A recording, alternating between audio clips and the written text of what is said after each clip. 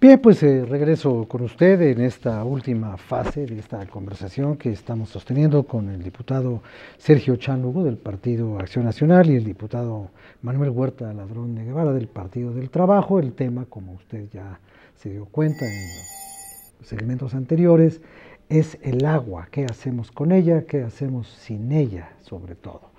Y en estas condiciones, decía el diputado Chan Lugo que, bueno, ¿cómo vamos a usar el agua necesaria para la producción de alimentos? ¿Y cómo vamos a usar el agua, digo yo, necesaria para la producción? ¿La producción de qué? La producción de todo. Todo lo que se produce en este mundo, hasta esta emisión de televisión, necesita agua, a fuerza.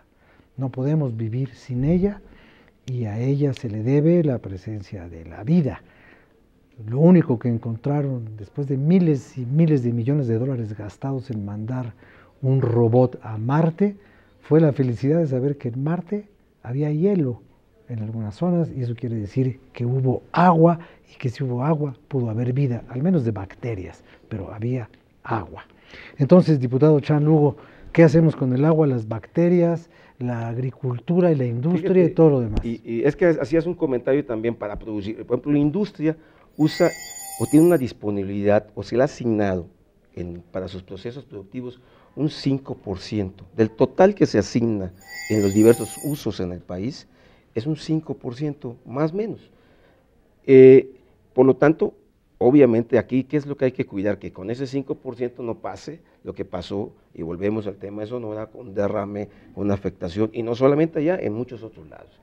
Pero para hacer un uso eficiente del agua, para darle mayor sustentabilidad al recurso, yo creo que en el tema agrícola, te quiero comentar unos datos, como bien tú has traído también algunos, Rafael. Nosotros tenemos en el país 21.4 millones de hectáreas que están destinadas a la producción. De estas, 14.9 millones de hectáreas se dedican a producir por temporal, es decir, como les caiga el agua, como lo puedan manejar, y 6.5 millones de hectáreas se usan para producir alimentos con sistemas de riego. Esto es en unidades de riego o en distritos de temporal. Pero el dato aquí importante es que con ese 30% de áreas con riego, de esas 6 millones de hectáreas, se produce el 50% de los alimentos que se producen en el país. Es decir, que el agua que se usa además eficiente, que se usa bien, y además produce más del doble, casi 3 veces más que lo produce un área de temporal. Ahí tenemos que atender esa parte, porque los productores requieren de un mayor apoyo, que se continúen con apoyos en este tipo, para poder ir creciendo en su productividad e ir reduciendo sus gastos de producción, tanto en agua como en energía eléctrica. Si nosotros logramos, mediante políticas públicas, y política pública, nuevamente me voy al principio, implica la participación social, porque si no sería simplemente un programa de gobierno. Si nosotros logramos esto, entonces vamos a irle dando sustentabilidad a la producción y también al uso en nuestro país del recurso agua. Yo quiero concluir o de alguna manera considerar algunas cosas. La administración en el tema de agua potable, la administración de las ciudades tiene que ser cada vez más eficiente en el manejo. Las eficiencias, las fugas, lo que hemos estado escuchando aquí, creo que es algo que se tiene que abatir y es el siguiente paso en la gestión del recurso. Primero era dar cobertura. Ya que logramos una cobertura razonable en el país en los últimos 12 años, creo que el tema ahora es hacerlo cada vez más eficiente, la prestación del servicio público, que de acuerdo además al 115, Rafael, es un tema que es obligación de los municipios, es un tema que no se puede privatizar, es un tema que puede haber participación privada y solo hay poquísimas ciudades en el país en que tienen participación privada. En Aguascalientes, ¿sí? ¿no? Aguascalientes, en Benito Juárez, en Quintana Roo, que por cierto también gobernó la izquierda con el PRD, en contadísimos lugares participa el capital privado, pero no se privatiza el servicio, sino que les han concesionado la prestación del servicio. Sí tiene un problema esto, que a los privados les interesa maximizar sus utilidades, y en la prestación de un servicio público la obligación de la autoridad es que le llegue a todos, aunque esto no genere utilidades. Entonces, por eso no ha tenido tanto éxito en el país la privatización del servicio público. Pero es muy importante que le vayamos dando cada vez más herramientas al municipio para que pueda prestar en todo el país y en el Distrito Federal también un mejor servicio de agua potable. Muchas gracias, diputado Chan Hugo. Señor diputado Ladón, bueno, pues ya nos quedan los minutos del cierre. Pues mira, bueno, le quedan a usted. Muchas mentiras que escuchamos del diputado. Es émulo de Enrique Peña Nieto. Órale. Mira, primero porque se les olvida decir que cuando ellos administran a nivel federal de estos organismos de cuenca, pues los grandes presupuestos y el control del surtimiento del agua para la ciudad, pues viene del control federal. Eso se les olvida decir.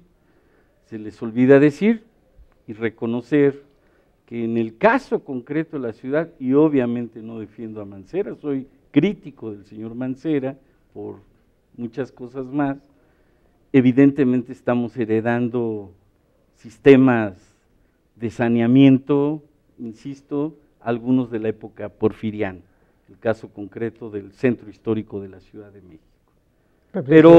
Pero más allá de eso, pero recordarás el camión que se hundió y que tenía, justamente dio a conocer de dónde venía este sistema de saneamiento. Pero más allá de eso, mira, en el sistema agrícola, 77% del agua se consume ahí, sobre todo en zonas áridas, y pareciera generalidad decir, uy, pobrecito, sí, pero el 60% de esta agua que se destina no llega a la parcela, evidentemente, por los propios sistemas de agua. Y obviamente estas concesiones están subsidiadas para los grandes poseedores de la tierra en el campo, y que evidentemente las reformas que Acción Nacional aprobó con el PRI en el salinato y que le pegaron al 27 constitucional, pues todos sabemos que son los privados, como el señor Fox con sus ranchos, los que tienen esos negocios, o como Padres ahora que se dio a conocer la represa y que luego él no queda claro quién destruye la represa, en estas negociaciones que el PRI y el PAN tienen en el estado de Sonora, o proyectos como el aeropuerto, justamente que ahora promueve Peña Nieto, pero que antes promovía el señor Fox, que es admirador de Peña Nieto, y que evidentemente son grandes negocios de los privados, en zonas que evidentemente son sentido contrario a cualquier nivel de pensamiento que ahí pudiéramos tener el aeropuerto. Mira, nada más en el caso del aeropuerto, porque es muy reciente y es un tema que sin duda lo estaremos debatiendo en la tarde con el señor Korenfeld, para sacar el agua se necesitan 32,000 metros de tubos para sacar el agua. Quieren, como tú bien dijiste, hacer un aeropuerto en una zona lacustre, pues porque eso les va a facilitar negocios urbanos, como volver la Terminal 1 y 2, negocios como proponía el señor Fox, de hacer algunos grandes consorcios mercantiles ahí, cercanos a esa zona. En el mar. Sí, pero que son los negocios, islas, ¿no? Es lo que nosotros estamos diciendo, son los negocios del señor Calderón con la minería, donde están concesionando más del 30% del territorio nacional a la industria minera, y que ya vemos ahora con lo que ocurre en Sonora, la calidad de la minería que tenemos en este país, que nos están heredando gobiernos de Acción Nacional. Eso es lo que está atrás del asunto. Por eso decimos que es una gran mentira el que digan que apoyan una reforma constitucional donde dicen existe un derecho humano al agua, cuando, reitero, en la práctica lo que nosotros vemos de los gobiernos del PRI y del PAN son políticas que favorecen a los privados, con todos los ejemplos que estoy dando. Y para no ir más lejos, pues acaban de aprobar una reforma energética que permite, en un conjunto de leyes, prácticas tan nocivas a la población como es el fracturamiento hidráulico. Eso lo votó el diputado Chang, para no ir más lejos.